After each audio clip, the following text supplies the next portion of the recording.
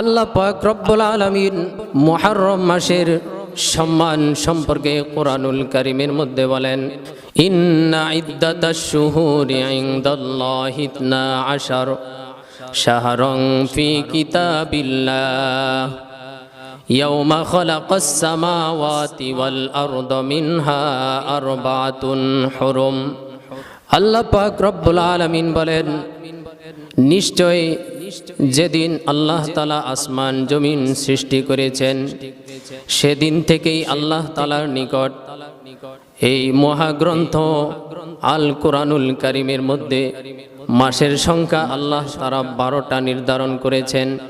এর মধ্যে 4টা মাসকে আল্লাহ তাআলা অত্যন্ত সম্মানিত করেছেন। এর মধ্যে মুহররম মাস অন্যতম। হাদিসে পাকে নবী করিম সাল্লাল্লাহু আলাইহি ওয়াসাল্লাম বলেন, সিয়ামু ইয়াউমি আশুরা ইন্নী আহতাসিবু আলাল্লাহি আন ইউকাফফিরাস সানাতাল্লাতী ক্বাবলাক। আশুরার দিন সম্পর্কে নবী করিম সাল্লাল্লাহু আলাইহি ওয়াসাল্লাম বলেন, আমি আল্লাহ তাআলার কাছে আশাবাদী যে ব্যক্তি আশুরার দিনে রোজা রাখবে আল্লাহ তাআলা তার বিগত 1 বছরের গুনাহ মাফ করে দিবেন। সুবহানাল্লাহ। আশুরার দিন অত্যন্ত তাৎপর্যপূর্ণ। আমরা অনেকে মনে করি যে আশুরার তাৎপর্য মনে হয় কারবালার ইতিহাসকে কেন্দ্র করে। আসলে বিষয়টি এমন নয়। কিতাবের মধ্যে পাওয়া যায় যে আল্লাহ পাক রব্বুল আলামিন অনেকগুলি কারণে আশুরার দিনকে সম্মানিত করেছেন। আশুরার তাৎপর্য আদম আলাইহিস সালাতু ওয়াস সালামের জামানা থেকে। আশুরার তাৎপর্য নূহ আলাইহিস সালাতু ওয়াস সালামের জামানা থেকে। আশুরার তাৎপর্য সাইয়্যিদিনা ইব্রাহিম আলাইহিস সালাতু ওয়াস সালামের জামানা থেকে। তার মানে আদিকাল থেকেই আশুরার তাৎপর্য চলে এসেছে।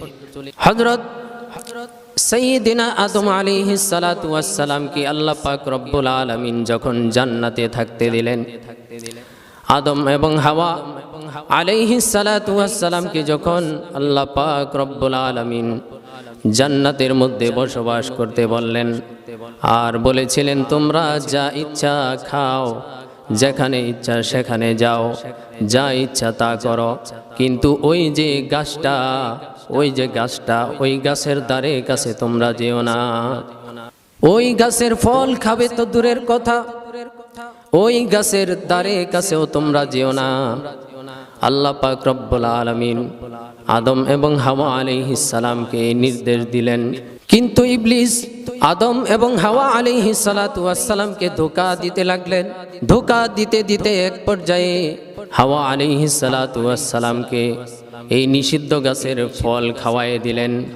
হাওয়া আলাইহিস সালাতু ওয়াস সালাম খাওয়ানোর পরে আদম আলাইহিস সালাতু ওয়াস সালামকে যখন পান করাইতে যাবেন, আদম আলাইহিস সালাতু ওয়াস সালাম যখন শয়তানের ধোঁকায় পড়ে এই নিষিদ্ধ গাছের ফলটা মুখ পর্যন্ত নিলেন, আল্লাহ পাক রব্বুল আলামিন দুইজনকে উলঙ্গ করে দিলেন।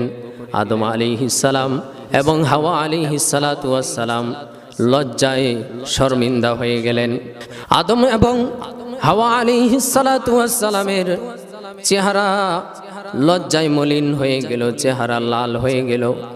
বন্ধুরা আমার, একটা জিনিস খেয়াল করে দেখেন, ওইখানে কিন্তু তারা স্বামী স্ত্রী ব্যতীত আর কেউ ছিল না। কিন্তু তারপরও যখন তাদের কাপড় চোপড় যখন পরে গেল, তারা একে অপর থেকে কেমন শর্মিন্দা হয়ে গেলেন, কেমন লজ্জা পেতে লাগলেন। একজন আরেকজন থেকে আড়াল করার জন্য বিভিন্ন গাছের পাতা দ্বারা তাদের লজ্জাস্থান ঢাকতে লাগলেন। তাফসীরের কিতাবে লেখা হয়, আল্লাহ পাক রব্বুল আলামিন হাওয়া আলাইহিস সালামকে উদ্দেশ্য করে বলেন, হে হাওয়া, নিষিদ্ধ গাছের ফল যেহেতু তোমার পেটে চলে গেছে, এর শাস্তি তোমাকে ভোগ করতে হবে। এর শাস্তি শুধু তোমাকেই ভোগ করে ক্ষান্ত করা যাবে না। তোমার গর্ভজাত কিয়ামত পর্যন্ত তোমার যত সন্তান দুনিয়াতে আসবে, প্রতিটি মেয়ে সন্তানকে এর সাজা ভোগ করতে হবে। তাফসীরের কিতাবের মধ্যে লেখা হয়, প্রতিটি নারীকে আল্লাহ পাক রব্বুল আলামিন ওই দিন থেকেই মাসিকের ব্যবস্থা করে দিলেন। প্রতি মাসে মহিলাদের নির্দিষ্ট যেই কয়েকদিন অপবিত্র তারা থাকে, আর যেই জিনিসটা তাদের বের হয় ওই জিনিসটা হলো সেই নিষিদ্ধ গাছের রস। বলতে পারেন মায়ের পাপের কারণে আল্লাহ পাক রব্বুল আলামিন সন্তানদেরকে কেন শাস্তি দিবেন? আসলে এটা কোনো পাপ নয়। আল্লাহ পাক রব্বুল আলামিন নিজেই বলেন আদম ও হাওয়া ভুলে গেছে। ভুলে যখন কোনো কিছু করা হয় সেটা পাপ হয় না। ভুলে রমজানের দিনে ভুলে যদি কেউ খায় তার রোজা যেমন ভাঙ্গে না, ভুলে যখন কেউ আল্লাহ তাআলার অবাধ্যতায় লিপ্ত হয়ে যায় তখনও তার কোনো গুনাহ হয় না।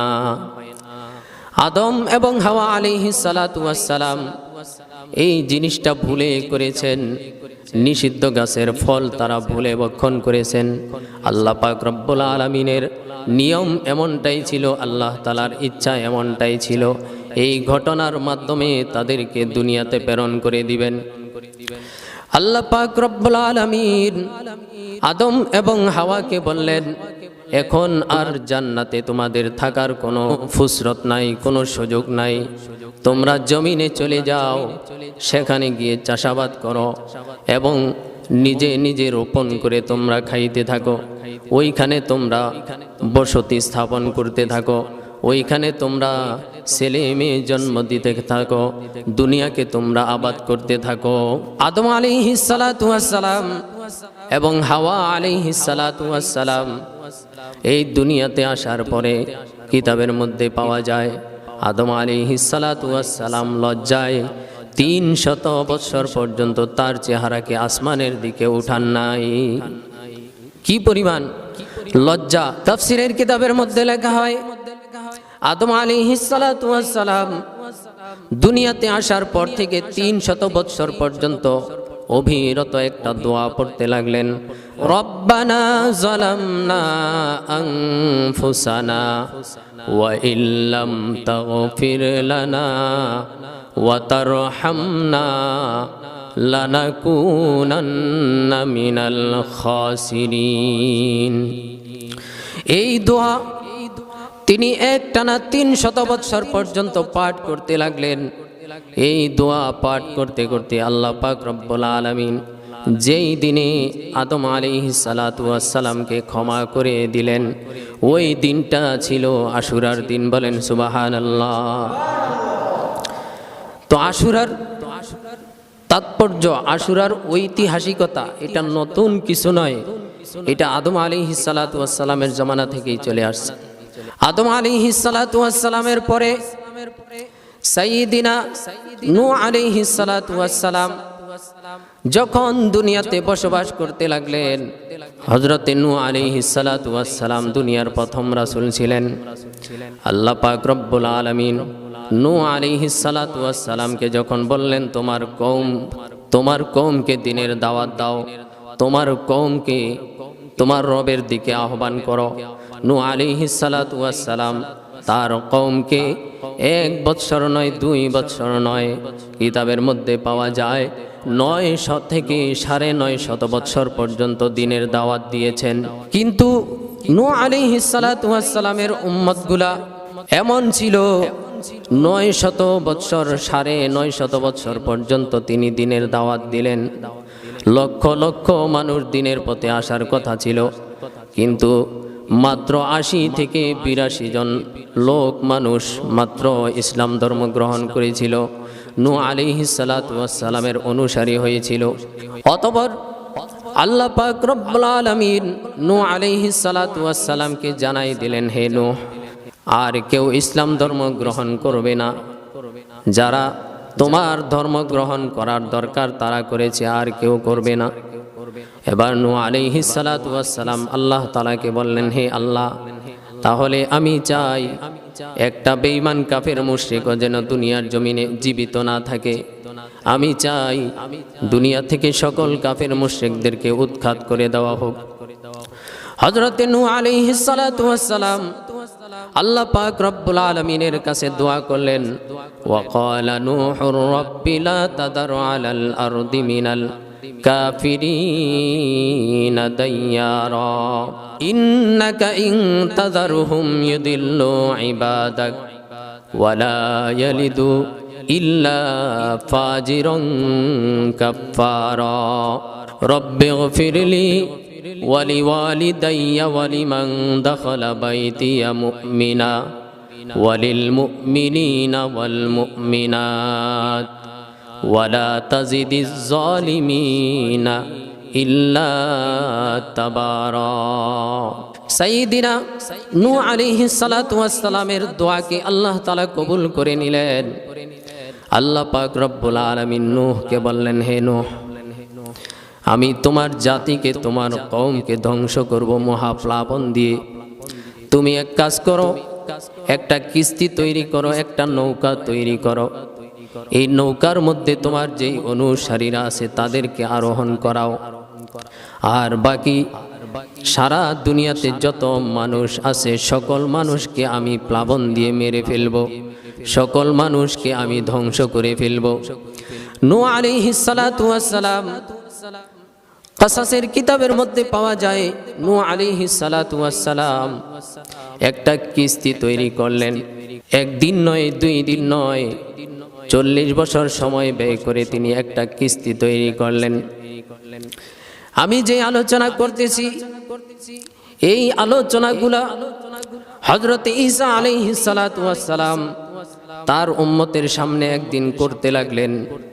ঈসা আলাইহিস সালাতু ওয়াস সালামের উম্মতেরা একদিন ঈসা আলাইহিস সালাতু ওয়াস সালামকে একবারে এমন একটা দরখাস্ত করলেন, একেবারে আশ্চর্য রকম একটা দরখাস্ত করে বসলেন। ঈসা আলাইহিস সালাতু ওয়াস সালামের উম্মতেরা ঈসা আলাইহিস সালাতু ওয়াস সালামকে বলল, হে আল্লাহর নবী ঈসা, আপনি তো বলেছেন নূহ আলাইহিস সালাতু ওয়াস সালামের কাহিনী, কিন্তু আমাদের মনে চায় নূহ আলাইহিস সালাতু ওয়াস সালামের নৌকায় যারা ছিল তাদের যেই কোনো একজনের জবান থেকে এর কাহিনী শুনতে। নূহ আলাইহিস সালাতু ওয়াস সালাম বললেন, আমার থেকে নূহের ব্যবধান শত শত নয়, হাজার হাজার বছর বেশি ব্যবধান। ঈসা আলাইহিস সালাতু ওয়াস সালাম বললেন যে আমার থেকে নূহ আলাইহিস সালাতু ওয়াস সালামের ব্যবধান অনেক ব্যবধান। এত ব্যবধানের ভিতরে আমি তাদেরকে কোথা থেকে পাবো? কেউ তো দুনিয়ার জমিনে বেঁচে নাই, সবাই তো মৃত্যুবরণ করে গেছে, সবাই ইন্তেকাল করেছে। ঈসা আলাইহিস সালাতু ওয়াস সালামের উম্মতেরা বললেন, হে আল্লাহর নবী, আপনাকে তো আল্লাহ তাআলা একটা মুজিজা দান করেছেন, আপনাকে এমন মুজিজা আল্লাহ তাআলা দিয়েছেন যেই মুজিজা আর কাউকে দান করা হয় নাই। আপনাকে আল্লাহ তাআলা মুজিজা দিয়েছেন, আপনি যখন কোনো মৃত ব্যক্তির কবরের পাশে গিয়ে, মৃত ব্যক্তির কাছে গিয়ে যখন আপনি ডাক দেন, সে সঙ্গে সঙ্গে জীবিত হয়ে যায়। বলেন সুবহানাল্লাহ। যেই কোনো মৃত ব্যক্তির কাছে তিনি গিয়ে যদি বলতেন কুম বিইذনিল্লাহ, সে সঙ্গে সঙ্গে দাঁড়ায় যেত। ঈসা আলাইহিস সালাতু ওয়াস সালামের উম্মতদেরকে বলা হতো হাওয়ারি। হাওয়ারিরা বলতেছে, হে আল্লাহর নবী ঈসা, আপনি এমন কোন ব্যক্তির কাছে যান যিনি নূহ আলাইহিস সালাতু ওয়াস সালামের নৌকার মধ্যে আরোহণ করেছিলেন, ওই নৌকার মধ্যে যিনি ছিলেন, আপনি এমন এক ব্যক্তির কবরের পাশে গিয়ে তাহাকে জীবিত হতে আহ্বান করুন। ঈসা আলাইহিস সালাতু ওয়াস সালাম বললেন, ঠিক আছে, তাহলে চলো।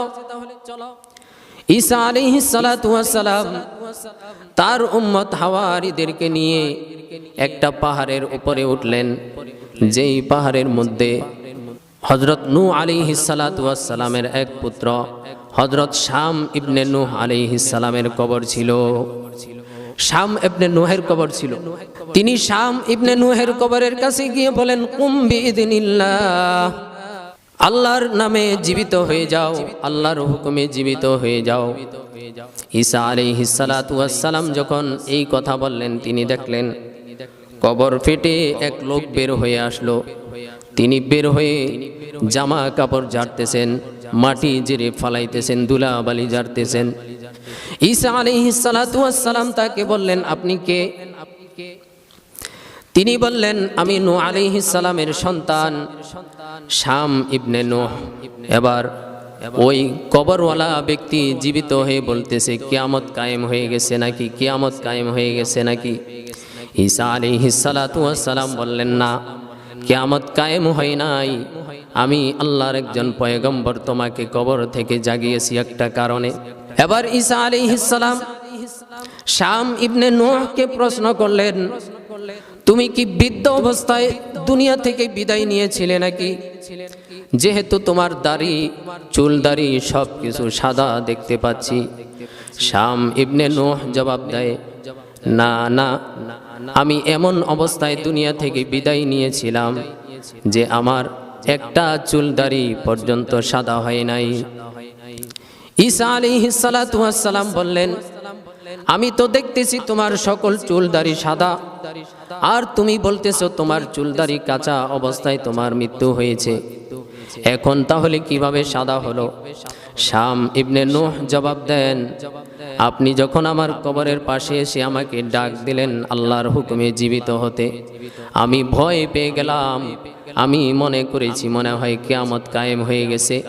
এই কিয়ামতের ভয়ে আমার সম্পূর্ণ চুল দাড়ি সাদা হয়ে গেছে। এই কিয়ামতের ভয়ে, কিয়ামত এত ভয়ঙ্কর এক বস্তু।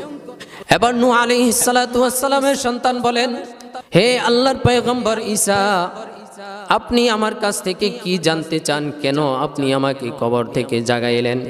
ঈসা আলাইহিস সালাতু ওয়াস সালাম বললেন, আমার উম্মতেরা তোমার জবান থেকে জানতে চায় তোমার বাবার কিস্তির অবস্থা, তোমার বাবার কিস্তি কেমন ছিল, কতদিন পর্যন্ত প্লাবন ছিল, কি রকম প্লাবন হয়েছে, এ টু জেড বর্ণনা তোমার জবান থেকে আমার উম্মতেরা জানতে চায়।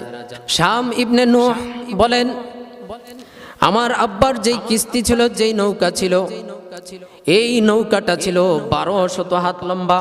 কত হাত লম্বা? 1200 হাত।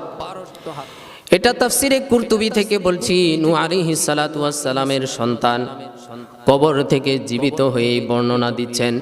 আশ্চর্য এক ঘটনা।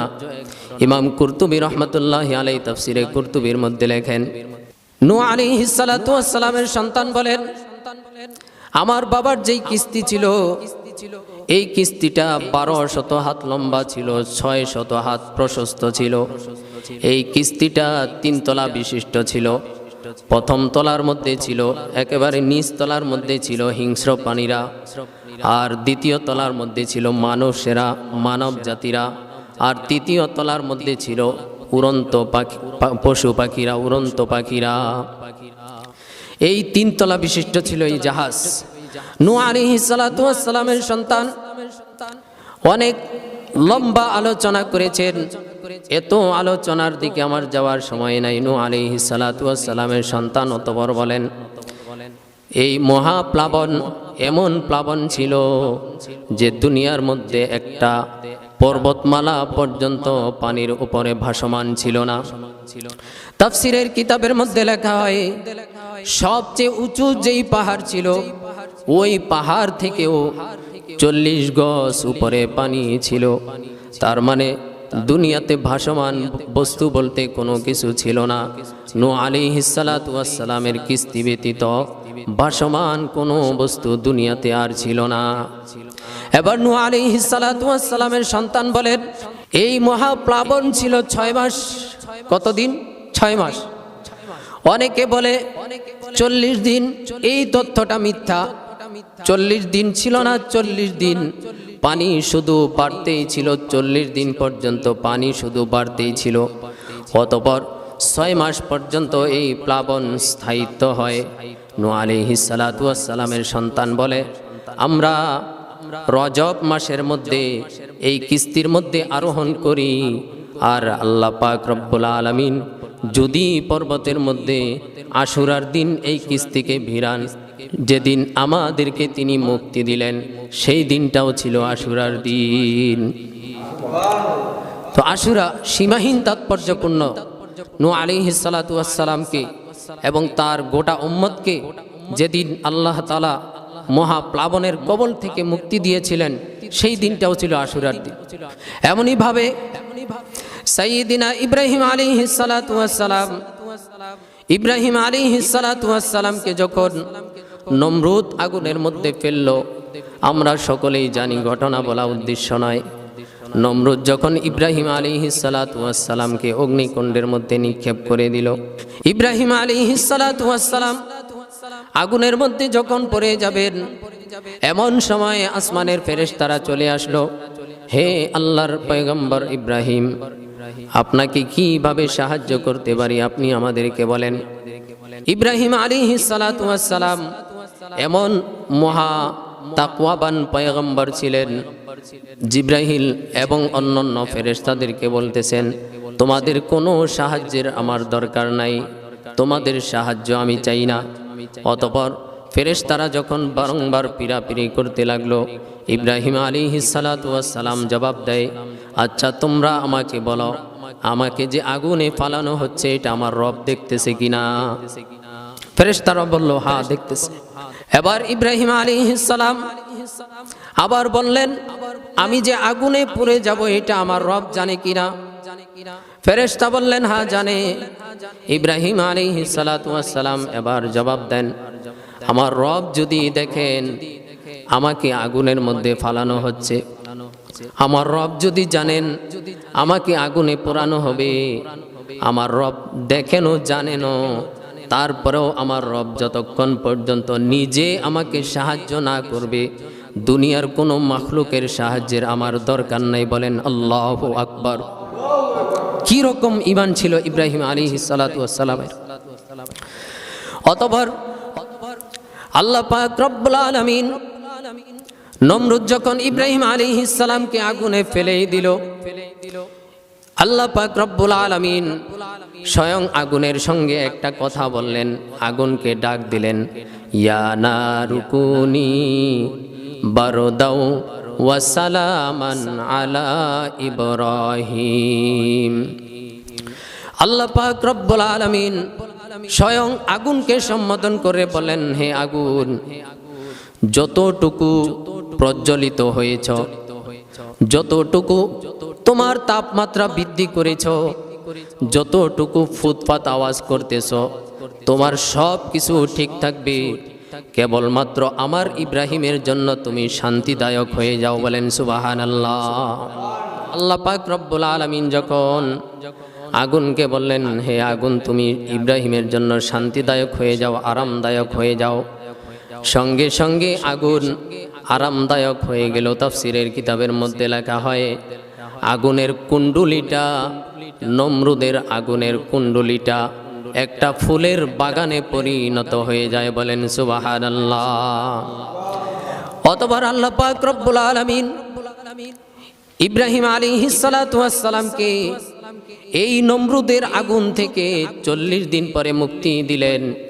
যেই দিন ইব্রাহিম আলাইহিস সালাতু ওয়াস সালাম আগুন থেকে বের হয়ে আসলেন, ওই দিনটাও ছিল আশুরার দিন। বলেন সুবহানাল্লাহ। এমনই ভাবে অনেক অনেক তাৎপর্যপূর্ণ আলোচনা, অনেক অনেক ঐতিহাসিক ঘটনা আশুরার দিন ঘটেছে, কিতাবাদিতে পাওয়া যায়। জগৎ বিখ্যাত তাফসিরে ইবনে তাবারির মধ্যে এবং অনেক তাফসিরের মধ্যে এই সমস্ত ঘটনাগুলো উল্লেখ করা হয়েছে। আমি আপনাদের সামনে একটা হাদিস তেলাওয়াত করেছিলাম, সিয়ামু ইয়াউমি আশুরা ইন্নী আহতাসিবু আলাল্লাহ আইয়ুকাফিরাস সানাতাল্লাতী ক্বাবলাক। হযরত নবী করিম সাল্লাল্লাহু আলাইহি ওয়াসাল্লাম আশুরার দিনের আমল সম্পর্কে বলেন, আমি আল্লাহ তাআলার কাছে আশাবাদী, আমি আল্লাহ তাআলার কাছে আশাবাদী, যে ব্যক্তি আশুরার দিন রোজা রাখবে আল্লাহ তাআলা তার বিগত 1 বছরের গুনাহ মাফ করে দিবেন। সুবহানাল্লাহ। বিগত 1 বছরের গুনাহ আল্লাহ তাআলা মাফ করে দিবেন। তো এই কারণে আমরা আশুরার দিন অবশ্যই রোজা রাখব। এটা আশুরার অন্যতম একটা আমল। হযরত নবী করিম সাল্লাল্লাহু আলাইহি ওয়াসাল্লাম মক্কা থেকে মদিনায় যখন হিজরত করে গেলেন, মদিনায় গিয়ে দেখেন এই আশুরার দিনে মদিনার ইহুদিরা রোজা রাখে। নবী করিম সাল্লাল্লাহু আলাইহি ওয়াসাল্লাম ইহুদিদেরকে জিজ্ঞাসা করলেন, হে মদিনার ইহুদিরা, তোমরা এই দিনে কেন রোজা রাখো? মদিনার ইহুদিরা জবাব দিল, ইয়া রাসূলুল্লাহ, ইয়া হাবিবাল্লাহ, আমরা এই দিনে এই কারণে রোজা রাখি, ফিরআউনের কবল থেকে আল্লাহ পাক রব্বুল আলামিন মুসা আলাইহিস সালাতু ওয়াস সালামকে এই দিনেই মুক্তি দিয়েছেন। এই দিনেই ফিরআউন বাহিনীকে আল্লাহ তাআলা পানির মধ্যে চুবায়ে চুবায়ে মেরেছেন। এর কৃতজ্ঞতা স্বরূপ, এর শুকরিয়া স্বরূপ আমরা রোজা রাখি। নবী করিম সাল্লাল্লাহু আলাইহি ওয়াসাল্লাম বললেন, মুসা আলাইহিস সালাতু ওয়াস সালাম বিপদ থেকে তার উম্মত সহ মুক্তি পেয়েছেন, এই কারণে তোমরা কৃতজ্ঞতার রোজা রাখো। মুসা আলাইহিস সালাতু ওয়াস সালাম এর সাথে তো তোমাদের থেকে আমাদের বেশি সম্পর্ক, এই রোজা রাখার বেশি আমরা হকদার। এই কারণে নবীজি সাহাবাই কিরামদেরকেও বলে দিলেন, হে সাহাবীরা, তোমরাও আশুরার দিনে রোজা রাখবে। অতঃপর নবী করিম সাল্লাল্লাহু আলাইহি ওয়াসাল্লাম বললেন, হে সাহাবীরা, আমলের ক্ষেত্রেও তোমরা ইহুদিদের সামঞ্জস্যতা অর্জন করবা না। সুতরাং আশুরার রোজার সঙ্গে তোমরা আরেকটা রোজা মিলায় 2টা রোজা রাখবা। আশুরার কয়টা রোজা রাখতে হবে? 2টা রোজা রাখতে হবে। একটা হলো 9 তারিখের রোজা, আরেকটা হলো 10 তারিখের রোজা।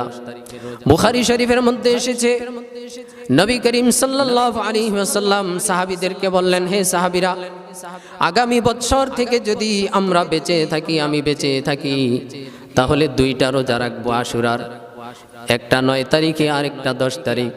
হাদিস বর্ণনাকারী সাহাবী বলেন, আগামী বছর আসার পূর্বেই রাসূল দুনিয়া থেকে বিদায় হয়ে যান। আগামী বছর আসার আগেই রাসূল সাল্লাল্লাহু আলাইহি ওয়াসাল্লাম দুনিয়া থেকে ইন্তেকাল করেন, বিদায় হয়ে যান।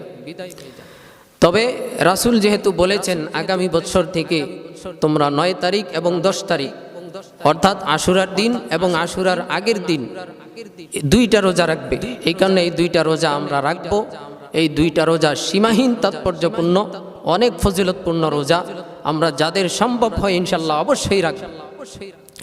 আশুরার আরেকটা আমল, বাইহাকি শরীফের হাদিস, তিবরানি শরীফের মধ্যেও এসেছে, নবী করিম সাল্লাল্লাহু আলাইহি ওয়াসাল্লাম বলেছেন, যে ব্যক্তি আশুরার দিনে তার পরিবার পরিজনের জন্য ভালো খাদ্যের ব্যবস্থা করে, ভালো খাদ্যের ব্যবস্থা যে ব্যক্তি তার পরিবার পরিজনের জন্য করে, আল্লাহ পাক রব্বুল আলামিন তাহাকে 1 বছরের জন্য সচ্ছলময় জিন্দেগি দান করবেন।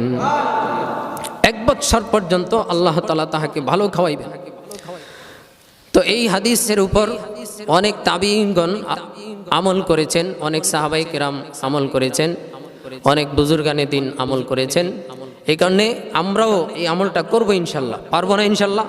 তো আশুরার 2টা আমলের কথা বললাম।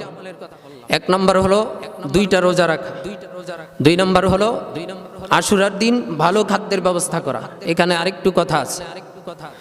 অনেকে বলতে পারেন, হুজুর রোজা রাখার কথাও বললেন, আবার ভালো খাইতেও বললেন, আমরা রোজাও রাখবো ভালো, আবার রোজা রেখে ভালো কিভাবে খাবো? এখানে আপনার নৈরাশ হওয়ার কোনো কারণ নাই, বিতর্কিত সৃষ্টি হওয়ার কোনো কারণ নাই। আপনি রোজা রাখবেন, ভোরবেলা সেহরি খাবেন, এই ভালো খাদ্য দিয়ে ভোরবেলা সেহরি খাবেন, আবার সন্ধ্যার সময় এই ভালো খাদ্য দিয়ে ইফতার করবেন। আপনার এই হাদিসের উপর আমল হয়ে যাবে। তাছাড়া একটা ফ্যামিলিতে, একটা পরিবারের মধ্যে সবাই রোজা রাখার উপযুক্ত হয় না। বৃদ্ধ মানুষ থাকে, অসুস্থ মানুষ থাকে, নাবালিগ বাচ্চারা থাকে, তাদের জন্য উত্তম খাদ্যের ব্যবস্থা করবেন। আল্লাহ তাআলা আপনাকে আমাকে 1 বছরের জন্য সচ্ছলময় জিন্দেগি দান করে দিবেন। বলেন সুবহানাল্লাহ।